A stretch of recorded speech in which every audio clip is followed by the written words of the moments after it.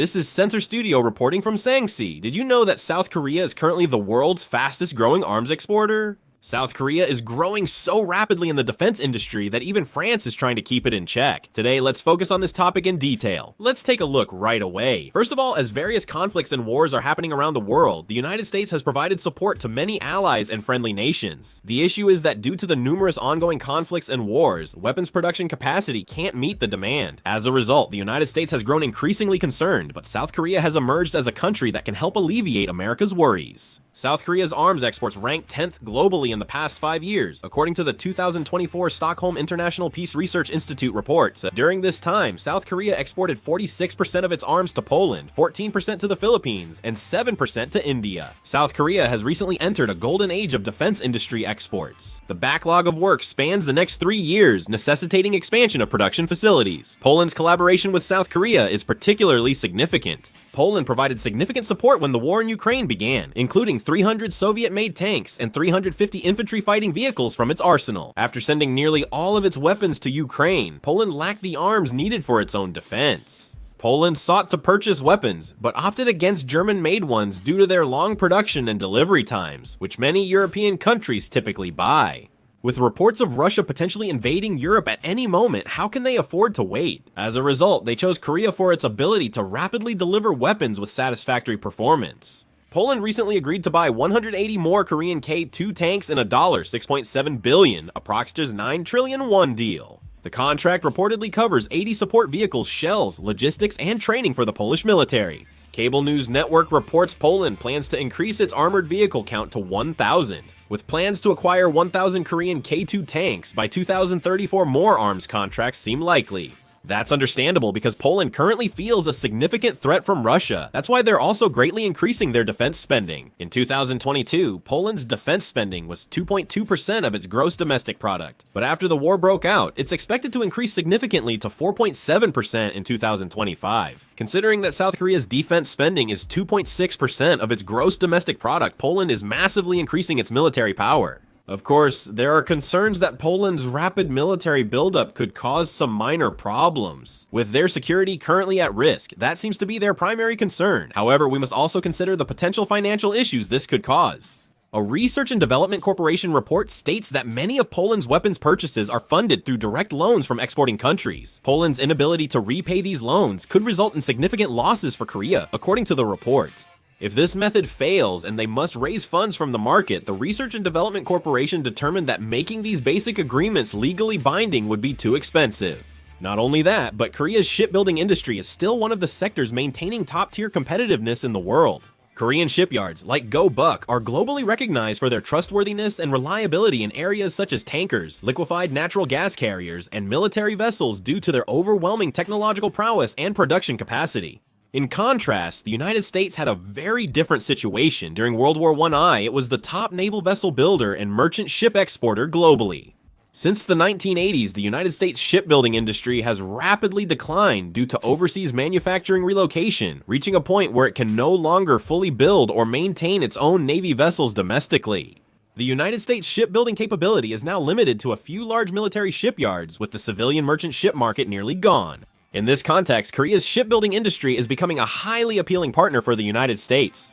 Korea excels in maintenance, boasting advanced technology and swift response, making it a formidable competitor in the field. Acknowledging the competitiveness of Korea's shipbuilding industry, the United States has started signing contracts with Korean shipbuilding companies. This contract is highly symbolic as it signifies the Korean shipbuilding industry has established a strategic connection with the United States security system, going beyond simple maintenance or repairs. This also proves that Korea is being acknowledged as a crucial center in the global military logistics network, not just a subcontractor. These maintenance contracts positively impact the profitability and job creation in the Korean shipbuilding industry. Shipyards that were limited to commercial ship orders are now expanding to include military vessel maintenance, United States Navy shipbuilding, and multinational naval cooperation projects directly linked to the scalability of Korea's defense industry. In essence, Korea is not only exporting weapons, but also providing the logistical support infrastructure that can function during wartime. This type of shipbuilding cooperation with the United States is expected to grow further in the future. Korea is likely to secure major contracts for maintaining United States Navy ships and constructing new supply and transport vessels in the future. So why is Korea so popular? In fact, the biggest reason is the change in the global situation. The war in Ukraine has prompted Europe to start rearming itself. Previously, Europe had prioritized welfare and economic stability over military power, but the conflict has presented an opportunity for Europe to strengthen its armed forces. The number of conflict zones has increased significantly. The regions where Korea is currently selling many weapons are all conflict zones or areas near conflict zones. The security challenges in these nations have turned into opportunities for us. Most importantly, what enabled Korean weapons to regain their standing? Korean weapons offer decent performance at an affordable price, making them an attractive choice for many buyers. The affordable price also stems from our nation's distinct situation. Following the Cold War, nations worldwide began reducing their military strength and weapons production. Consequently, these nations lost the capacity for mass weapon production. However, due to the North Korean confrontation, Korea had to retain its mass weapon production capability. Because of that, they were able to maintain economies of scale. Unlike Germany or France, where weapons delivery takes years after purchase, Korea can deliver weapons within months of purchase. Because they could supply weapons quickly, they became very popular. Korean weapons are heavily influenced by United States military standards, with most elements like bullet and shell calibers, weapon systems, electronic warfare systems, and communication equipment conforming to NATO specifications. This indicates that they not only meet international standards, but are also ready for immediate deployment in actual combat situations within Western military alliances. The K-2 tank and K-9 self-propelled howitzer use NATO standard 120mm and 155mm shells. The EFA-50 light combat aircraft has electronic warfare systems and cockpits similar to the American F-16, facilitating integration with Western air forces. This kind of interoperability is a very important concept in modern warfare. Incompatible ammunition or parts can majorly disrupt operations when multiple countries form an allied force. For Eastern European nations, transitioning from old Soviet to Western weapon systems is crucial, especially given their current arsenal. Korean weapons, which adhere to NATO standards while being relatively affordable with fast delivery and maintenance, are now seen as the best option for them. For countries with limited budgets, opting for Korean weapons over costly American ones is a more realistic choice.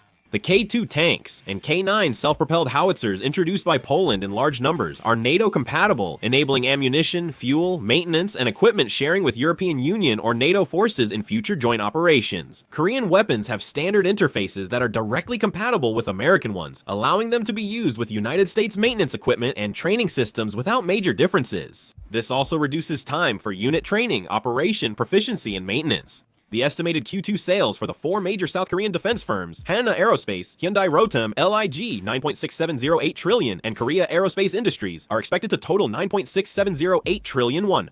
The estimated operating profit of 1.19 trillion won is an 80 to 85% increase compared to the same period last year. Hana Aerospace's quarterly performance was driven by exports of 18 K-9 self-propelled howitzers and 15 K-239 Chunmoo rocket launchers to Poland. These export volumes generated over 600 billion won in sales and 200 plus billion won in operating profit. They also plan to increase propellant production to secure capacity for 600,000 more shells annually. It is expected to lead to annual sales of about 2 trillion won. As Europe struggles to secure Chinese gunpowder, increasing production is likely to boost export competitiveness. Hyundai Rotem's delivery of around 25 K-2 tanks to Poland has positively impacted their performance. With a demand for replacing about 3,670 outdated main battle tanks in 6 Middle Eastern countries, more weapons contracts are anticipated in the latter half of this year. Until 2017, Korea's defense exports were limited to the K-9 self-propelled howitzer and the T-50 trainer jet. However, as the global situation began to change, the number of export items has now increased to 6. By the end of 2024, exports had reached 20 countries, reflecting a diversification of export destinations. As conflicts escalate globally, the demand for weapons has risen, with South Korea emerging as a major arms supplier to these conflicts. The arsenal of democracy, as it's often called. With the war in Ukraine dragging on and conflicts flaring up around the world, South Korea has taken on the role of the arsenal for the free world. It seems like a huge opportunity, and I hope we can keep seizing and maintaining opportunities like this. What do you all think about Korea's current situation? Please leave your thoughts in the comments as well. That's all for this video. Thank you.